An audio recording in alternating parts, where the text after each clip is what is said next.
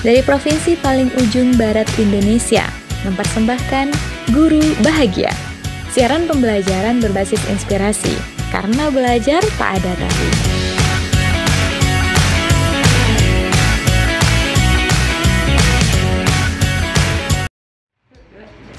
Assalamualaikum warahmatullahi wabarakatuh. Masih dari provinsi paling barat Indonesia. Halo, apa kabar sahabat bahagia? Semoga sahabat bahagia dalam keadaan baik dan sehat semuanya. Oke, mudah-mudahan ya walaupun di tengah situasi pandemi ini sahabat bahagia terus dalam keadaan sehat gitu ya.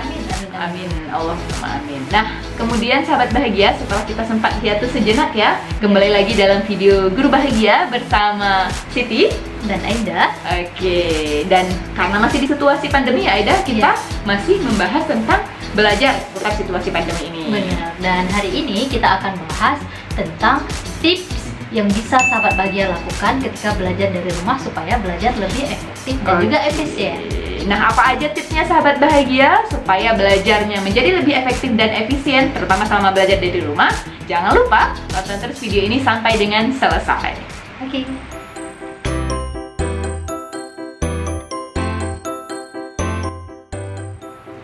Baik sahabat bahagia, yang pertama pastikan kesiapan perangkat pembelajaran. Nah, bagi sahabat bahagia nih yang misalnya belajar dari rumah menggunakan laptop ataupun gadget, pastikan baterai dari laptop dan gadgetnya sudah terisi dengan baik.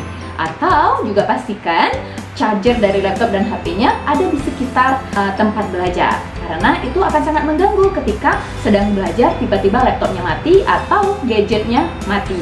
Dan yang kedua, sahabat bahagia juga penting untuk memastikan internet dari perangkat yang sahabat bahagia gunakan itu sudah berjalan dengan baik. Jadi pastikan paket data ataupun wifi-nya bisa digunakan, karena itu akan sangat membantu proses dari belajar itu sendiri. Jangan lupa ya, pastikan perangkat belajar sudah ada dan juga tersedia dengan baik.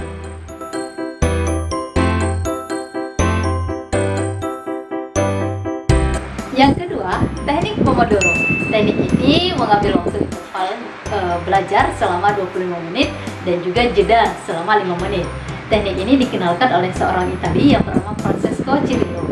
Dan gunanya atau manfaat dari pembelajaran menggunakan teknik Pomodoro ini untuk menjaga keefektifan waktu dan juga efisien dalam belajar, dan juga menjaga kefokusan dalam belajar sahabat bahagia.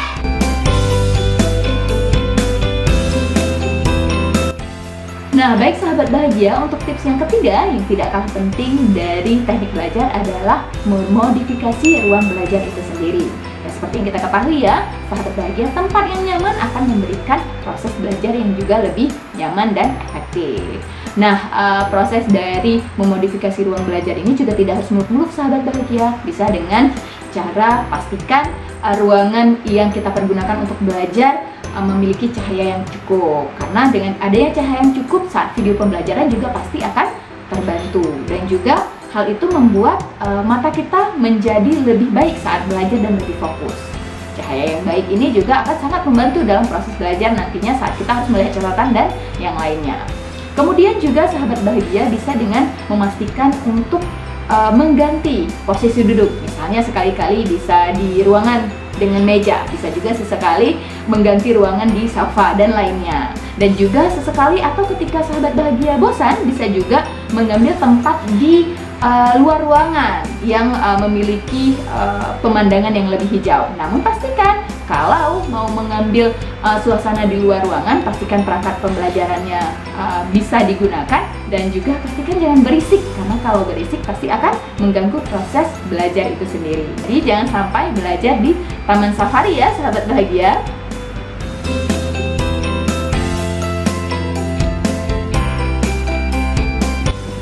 Yang keempat, jangan nyambi sambil belajar.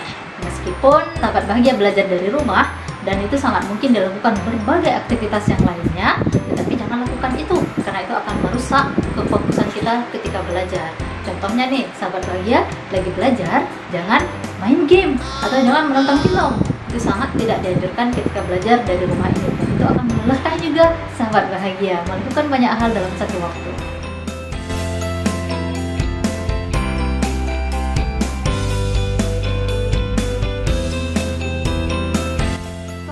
bahagia, untuk tips yang kelima dan juga tips terakhir di kesempatan video kali ini, yaitu jangan lupa untuk mendesain cara belajar sahabat bahagia sendiri. Karena dengan mengetahui cara belajar sahabat bahagia, maka belajarnya akan menjadi lebih optimal. Nah, untuk mendesain cara belajar ini sahabat bahagia, pastikan dulu misalnya sahabat bahagia ini merupakan tipe yang belajar secara audio kah, visual, ataupun kinestetik. Nah, dengan mengetahui 3 hal ini, maka sahabat bahagia bisa mendesain cara belajar yang lebih efektif, sehingga belajarnya nanti walaupun cuma dilakukan dari rumah, tapi akan tetap memiliki hasil yang juga maksimal.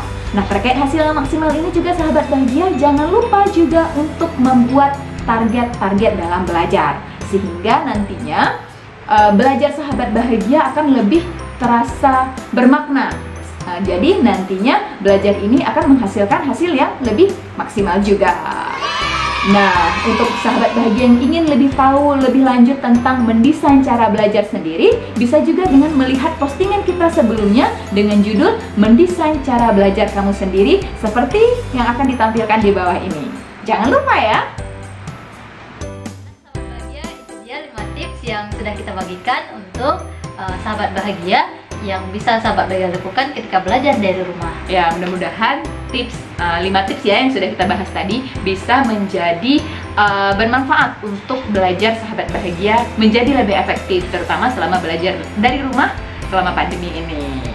Dan seperti biasa sahabat bahagia, jangan lupa untuk Like, share, dan juga subscribe video kita. video-video Guru Bahagia. Baik, kami pamit. Terima kasih. Wassalamualaikum warahmatullahi wabarakatuh. Bye-bye.